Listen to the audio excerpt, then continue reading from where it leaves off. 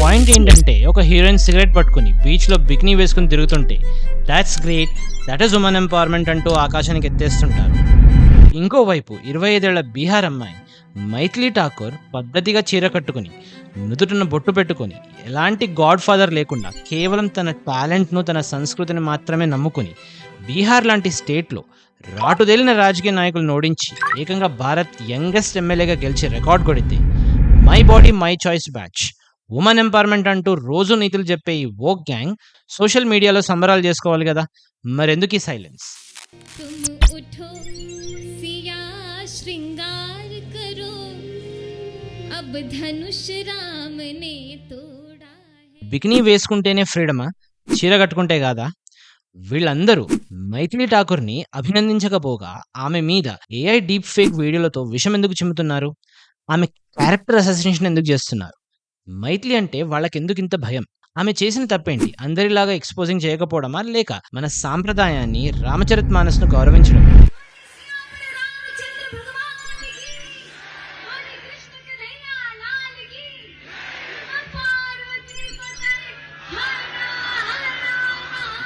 ఈ రోజు వీడియోలో మైథిలి ఠాకూర్ గెలుపు వెనుకున్న అసలు కథను అండ్ ఆమె సక్సెస్ను చూసి తట్టుకోలేకపోతున్న నకిలీ ఫెమినిస్టుల అసలు రంగును బట్టబయలు చేద్దాం.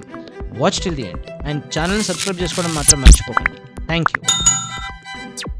One of the young faces in this campaign, Maithili, welcome. Actually नमस्ते, आनंद बोल रहा हूँ. नमस्कार नमस्कार.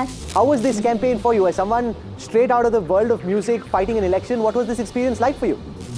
I think this was the best decision of my life कि चाहे कोई मुझे कितना भी विरोध करे, ट्रोल करे, लेकिन मैं अपने आप को अगले 5 साल में अच्छे से प्रूव करके दिखाऊंगी. మైథిలి విజయం రాత్రికి రాత్రి వచ్చిన అదృష్టం కాదు. దీని వెనుక ఎన్నో అవమానాలు, మరెంతో కృషి ఉంది. బీహార్లోని మధుబని అనే ఒక చిన్న గ్రామం నుంచి వచ్చిన ఈ అమ్మాయి మొదట్లో రైజింగ్ స్టార్ అనే రియాలిటీ షో ద్వారా ప్రపంచానికి పరిచయం అయింది. ఆమె టాలెంట్ను చూసి దేశం మొత్తం ఫిదా అయింది. కానీ గమనించాల్సిన విషయం ఏంటంటే ఈ షోలో ఆమె టైటిల్ విన్నర్ కాలేకపోయింది, కేవలం రన్నరప్గానే మిగిలిపోయింది. ఎందుకంటే గ్లామర్ ప్రపంచానికి కావాల్సింది స్వచ్ఛమైన సంగీతం మాత్రమే కాదు, కొంచెం మసాలా, ఇంకొంచెం డ్రామా. కాంట్రాస్ట్గా మైత్రి దగ్గర ఉన్నవి రెండు ఆయుధాలు. ఒకటి ఆమె గాత్రం, రెండవది ఆమె సంస్కారం. సాధారణంగా ఇలాంటి షోల తర్వాత చాలామంది సింగర్స్ ముంబైలోనే ఉండిపోయి సినిమాలో ఛాన్స్ కోసం తమ రూపురేఖలు మార్చుకుంటారు, మోడర్న్గా మారడానికి ప్రయత్నిస్తారు. కానీ మైథిలి ఆ తప్పులు చేయలేదు. ఆమె ముంబై మాయలో పడకుండా తిరిగి తన సొంత ఊరికి వచ్చేసింది.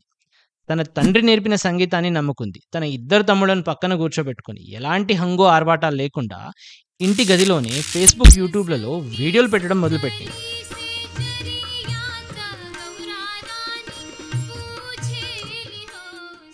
ఈ రోజుల్లో సోషల్ మీడియాలో ఫేమస్ అవ్వాలంటే చాలా మంది అమ్మాయిలు ఎంచుకునే షార్ట్ కట్ ఏంటి?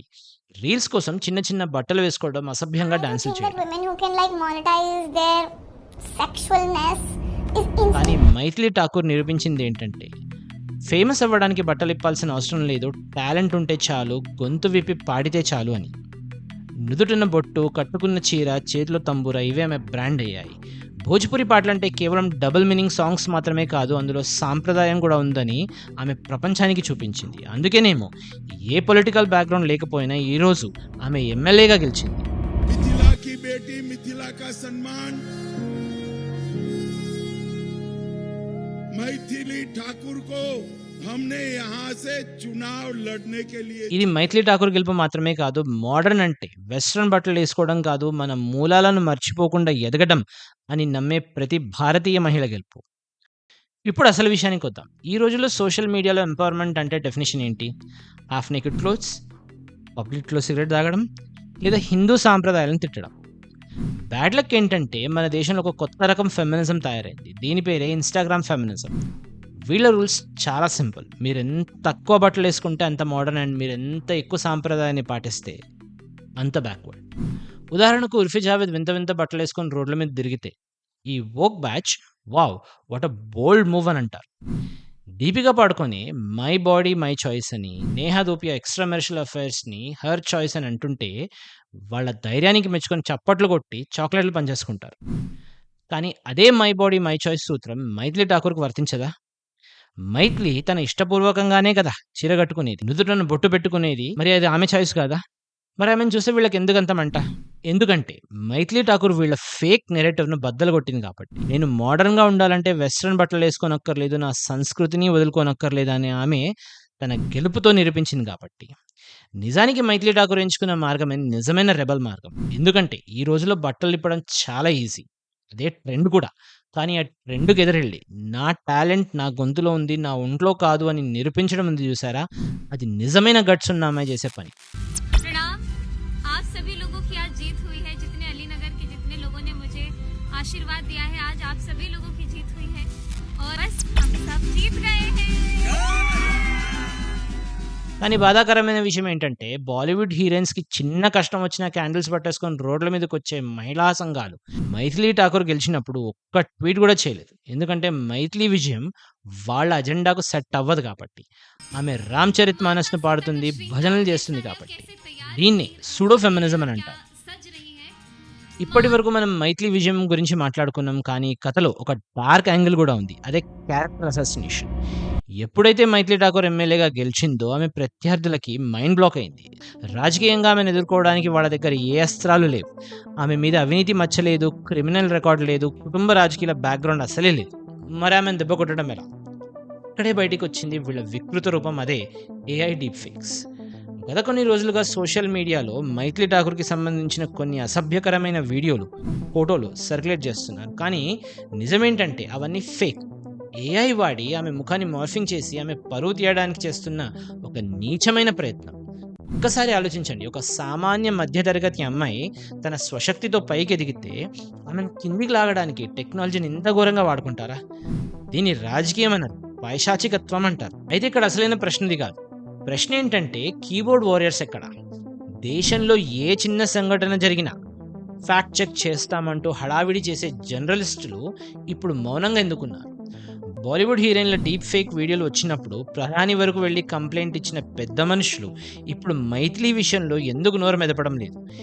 ఎందుకంటే మైథిలీ వాళ్లకు నచ్చని పార్టీలో ఉంది కాబట్టి. ఆమె జై శ్రీరామ్ అంటుంది కాబట్టి. వీళ్ళ ఫెమినిజం, వీళ్ళ సానుభూతి అన్నీ సెలెక్టివ్. వాళ్ళ అజెండాకి పనికొస్తేనే బాధితులు, లేకపోతే వాళ్ళకు కనబడరు. మైథిలీ విషయంలో జరుగుతున్న ఈ దాడి రేపు సోషల్ మీడియాలో ఉన్న ఏ ఆడపిల్లపైనైనా జరగవచ్చు. కానీ మైథిలీ భయపడలేదు, ఆమె వెనక్కు తగ్గలేదు. ఈ ట్రోల్స్, ఈ ఫేక్ వీడియోలు ఆమె గెలుపుని ఆపలేకపోయాయి. అదే ఆమె कोई బలం. मुझे कितना भी विरोध करे, ट्रोल करे, लेकिन मैं अपने आप को अगले 5 साल में अच्छे से प्रूव करके दिखाऊंगी। చివరిగా ఒక మాట, మైథిలీ ఠాకూర్ గెలుపు కేవలం ఒక పార్టీ గెలుపు కాదు. ఇది మన దేశంలో ఉన్న కోట్లాది మంది సామాన్య ఆడపిల్లల గెలుపు. ఎందుకో తెలుసా? మైథిలీ విజయం మనకు ఒక కొత్త విషయాన్ని నేర్పించింది. మోడర్న్గా ఉండడం అంటే మన మూలాలను మర్చిపోవడం కాదు. ఎంపవర్డ్గా ఉండడం అంటే మగాళ్ళని ద్వేషించడం కాదు. నిజమైన ఫెమినిజం అంటే మైథిలీలా చదువుకోవడం, సొంత కాళ్ళ మీద నిలబడడం. बिल्कुल सर। सबसे पहले మన సంస్కృతిని గౌరవిస్తూనే సమాజంలో ఉన్నత స్థాయికి ఎదగడం. అదే సావిత్రిబాయి పులే నేర్పిన పాఠం, రాణి రుద్రమాదేవి చూపించిన తెగువ. సోషల్ మీడియాలో వచ్చే నకిలీ ఫెమినిస్టుల మాట విని మీ పిల్లలను, ముఖ్యంగా ఆడపిల్లల మైండ్ సెట్ను పాడు చేసుకోకుండా చూసుకోవాలి. వాళ్ళకి ఈ రోజున్న ఈ సోషల్ మీడియా సెలబ్రిటీలను కాదు, మైథిలీ ఠాకూర్ని రోల్ మోడల్గా చూపించాలి. ఎందుకంటే రేపటి సమాజానికి కావాల్సింది అర్ధనగ్న ప్రదర్శనలు చేసే సెలబ్రిటీలు కాదు, అసెంబ్లీలో అడుగుపెట్టి ప్రజల గొంతుకగా మారే మైథిలీ ఠాకూర్ లాంటి నాయకురాలు. మీకు కనుక ఈ వీడియో నచ్చినట్టయితే లైక్ చేయండి, షేర్ చేయండి, ఛానల్ సబ్స్క్రైబ్ చేసుకోండి. జై హింద్.